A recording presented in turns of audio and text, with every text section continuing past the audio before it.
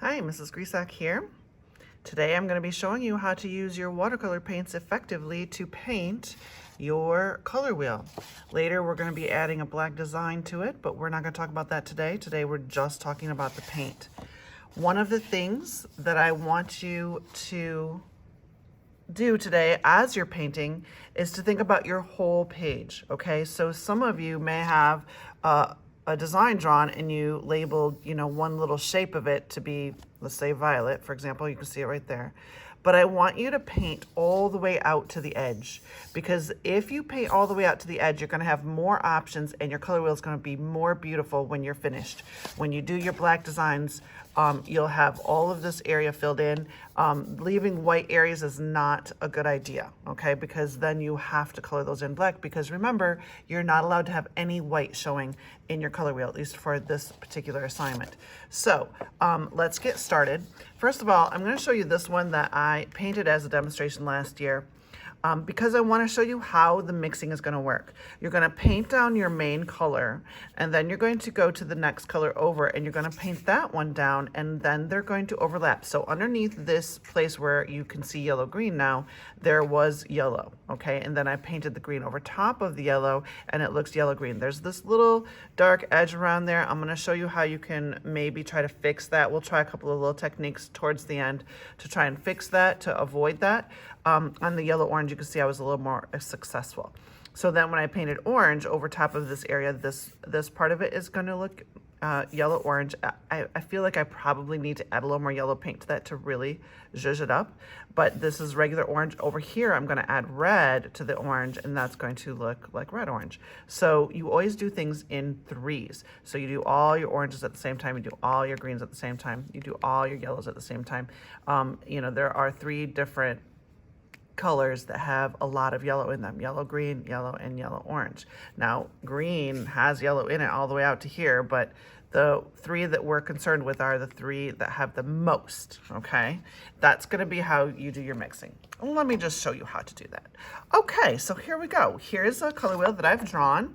I've already designed it out. I wrote in the names of my colors. Please make sure that you don't start painting until after you have those names written in. You wanna make sure that your colors are in the correct order. Remember, you have your color wheels at your table that look like this, and you can use that to make sure that you're in the right order. It doesn't have to face this way, it can face any way, but it needs to be in the right order, okay? All right, we're gonna start with yellow. The reason I'm gonna start with yellow, and the reason I always start with yellow, is because yellow is a very weak color. In our paint set, when we load with yellow, this is a brand new one, by the way, some of yours are already used, but they still have all the same colors. Because yellow is a weak color with watercolor, you need to load a lot of it. And so I always start with yellow so I can show you how to properly load your brush. Okay, step number one, loading the brush. Take your, oh, this is paint, water is a little bit dirty. You may wanna make sure that you have a cleaner cup of water. And you're gonna wanna clean your cup often, okay? Often. Step one, get your brush wet. Now, you don't want it to be so wet that it still drips, so you can touch the side of your cup like that to get the extra drip off. And now it's very wet, but it's not going to drip and make a mess, okay? That's the perfect amount of water on your watercolor brush. Then you're going to take your brush, and you don't want to ruin the bristles. Don't ever push the brush against the grain of your bristles. Your brush must always be pulled when you're getting paint on it and when you're painting with it, okay?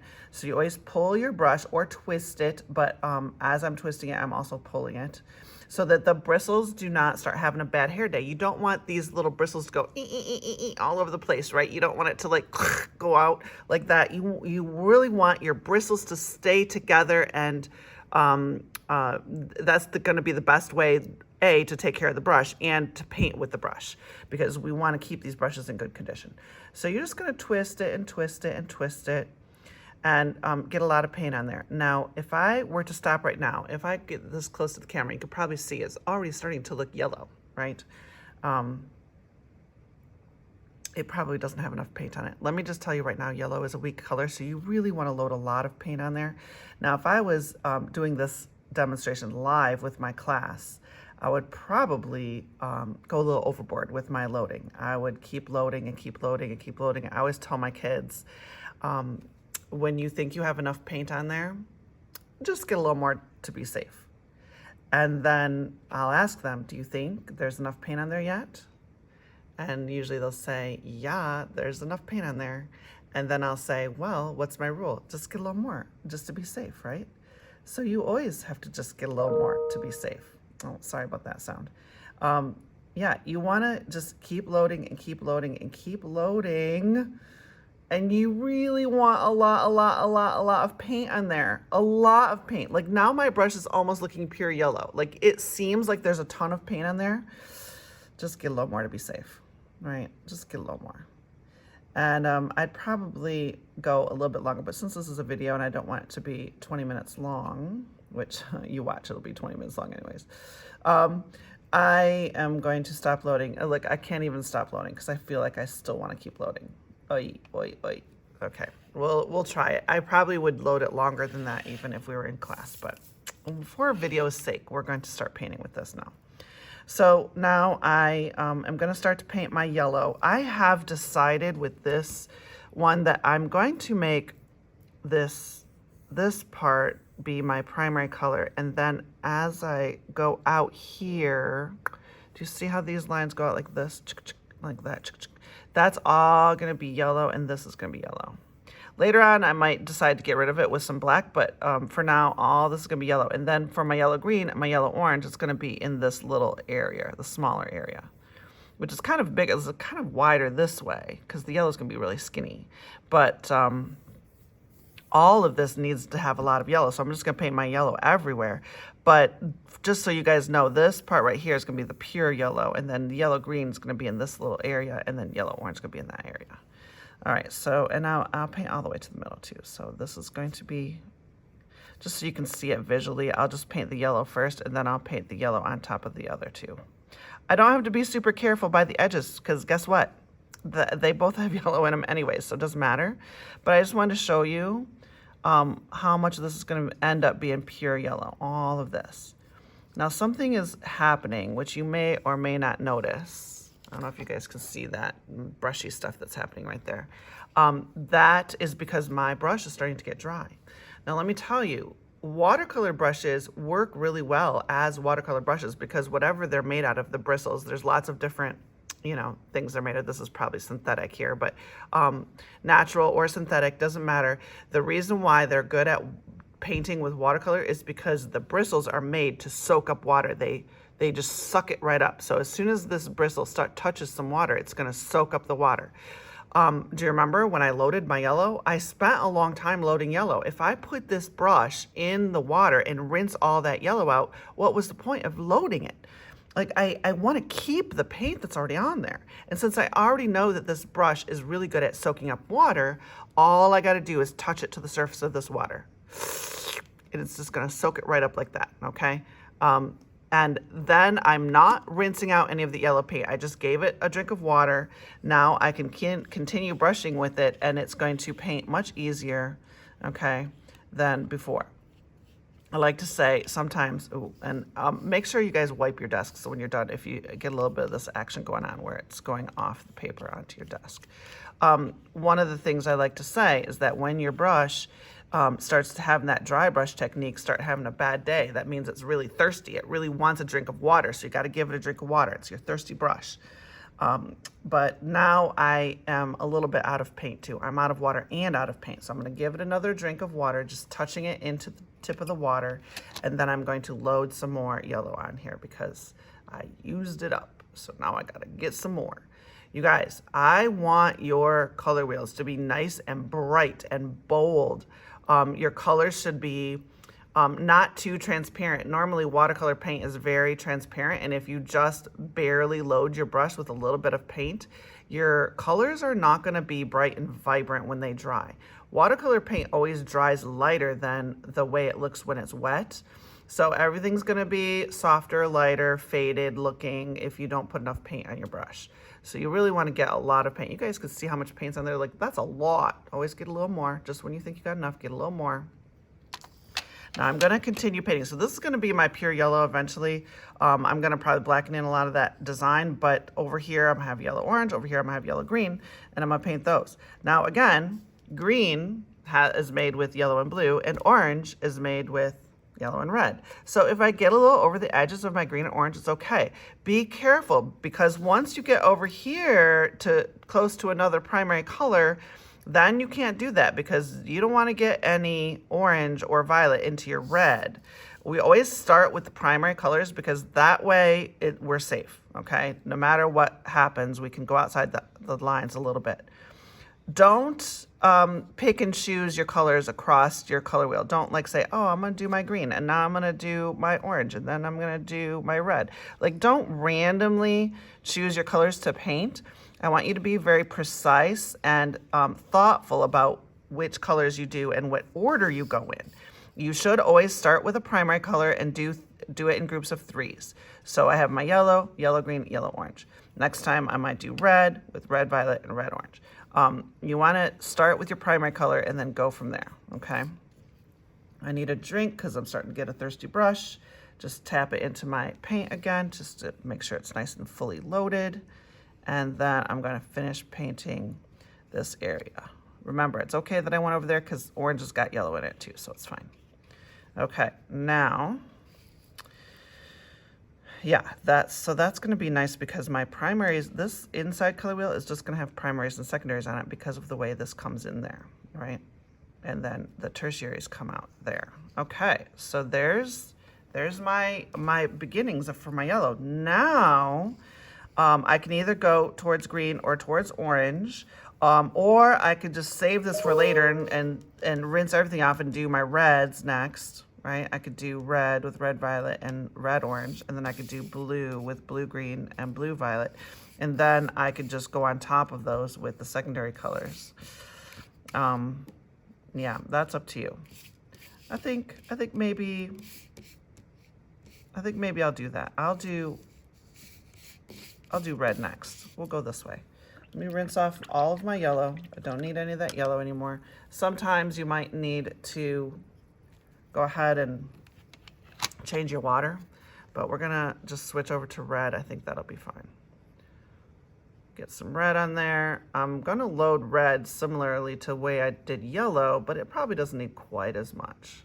I want to try and do this a little quicker so that I can get all my reds done and then show you how to do the orange, which comes between red and yellow, okay?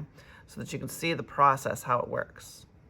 Load, load, load, load. Make sure your brush looks nice and colorful before you start painting, and then just get a little more to be safe. I can't remember if red is going to be a strong color or a weak color, but I think it's also a weak color, so let's see what happens. So this is going to be my red here. I do have to be careful in this inner part because that's going to touch other colors, and I don't want to contaminate them. So this is going to be my red. It's okay with your darker colors if your words disappear in there. Some of your words are going to show. Obviously, the yellow word's going to show through, and some of them are not. Now, my red ran out really fast. I gave it just a quick drink. I'm going to load it some more. Red, orange, and red, violet both have a lot of red on them. Oh, wait, this red's got to go all the way out to here. So this is my pure red still. It's going to get on the table there. Just make sure you clean your tables when you're done. You guys get a wet paper towel or a washcloth, and make sure your tables are cleaned up when you're done. Another drink. I'm starting to get a dry brush, get some more paint. You guys, every time where you see your paint dissipating, or if you see your brush not being able to slide smoothly, that's when you need to get more water and more paint, okay? Now this is going to be red, orange here. Now this I do kind of want to be a little careful. Even though orange is made out of red, I don't really want any red into my orange. I'm going to use actual orange for that. Did you see how my paint started getting lighter there? I had to get more. And then I'm going to just do the red violet over here.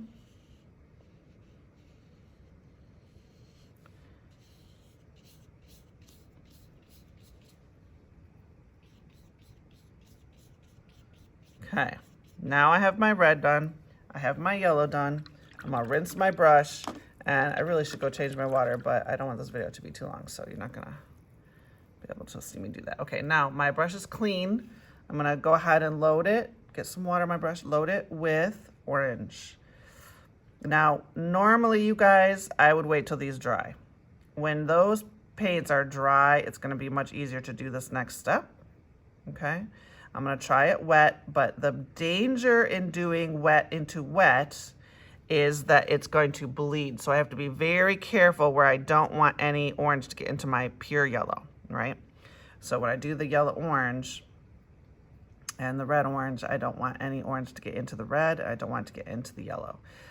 That's a little dangerous. I think I'm just gonna do the yellow one. I can touch it and I can tell that that's not as wet. So I'm not gonna do the red one yet because it's probably too wet. It just is much nicer and cleaner if your paint is dry. Your paint will stay where it's supposed to stay if it's dry. Now right here, it might start bleeding into that red orange, but that's okay because that's red orange. But this out here has to be just pure regular orange. I need more. Always more. By the way, if some of you are really messy painters and you end up getting a real big puddle of water on your paper because you're not good at dabbing off your brush, remember what I said earlier about your watercolor brush being thirsty? It really wants to soak up water. Every time it touches water, it just soaks it right up. You can actually create a situation where you use your brush on purpose. It's called a thirsty brush technique, where you make your brush thirsty. You dry it out so it's parched. It's been walking in the desert for a while and he's so dry and he's thirsty. So then you dry it out on purpose and it can soak up. Let me make a puddle of water on purpose. I'm gonna show you. Let's see if I can get my brush way too wet. I got a lot of water on there. Let's just make a giant puddle of water. I don't know if you guys can see that or not. Let me zoom in a little. So I got that giant puddle of water right there. You can see it's already like leaking that way too. So what you do is you take your paper towel and you dry your brush off. I'm kind of losing some of that orange paint, but that's okay. Dry your brush off until it starts basically having a bad hair day. You can see those little bristles sticking out. That's having a bad hair day. If your brush is having a bad hair day, he's thirsty. He wants some water. He's been walking in the desert and he's so parched. So now I'm gonna touch this thirsty brush to that puddle of water and you're gonna see it's gonna soak up that water really fast.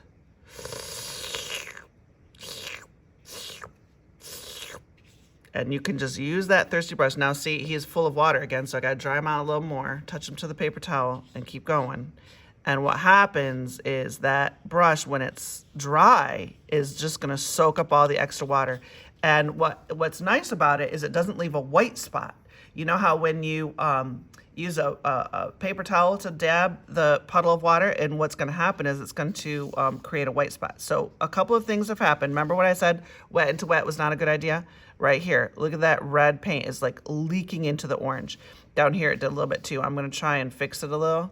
But this is why you should let it dry fully before you do any colors next to another color, because that paint will just pull over into the other new wet area. Okay, so you gotta be careful about that. Okay, let's see if we can do this yellow orange though.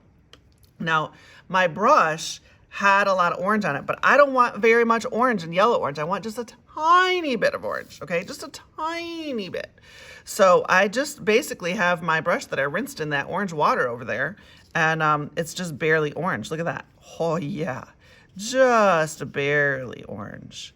So, there you go. Oops, be careful, stay inside your lines, because that's gotta be pure yellow over there.